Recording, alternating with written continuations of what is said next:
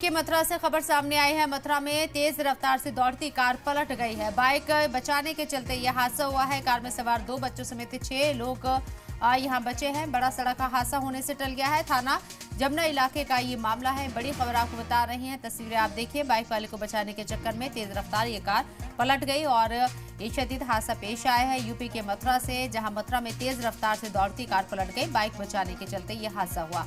Car में सवार 2 बच्चों समेत 6 लोग बच गए हैं। जानी नुकसान नहीं हुआ है, लेकिन कार की हालत देख के अंदाजा लगाया जा सकता है कोई बड़ा हादसा यहां हो सकता था। थाना जमुना इलाके का मामला।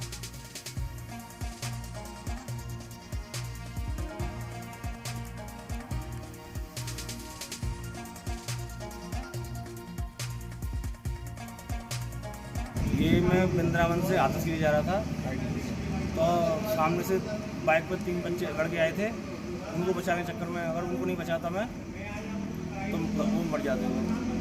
तो जो अभी इसमें कितने लोग घायल हैं? इसमें ज़्यादा लोग घायल नहीं, मेरी कौन से कितने लोग सवार थे? इसमें 2 बच्चे थे, 2 हम थे और 2 महिलाएं थी।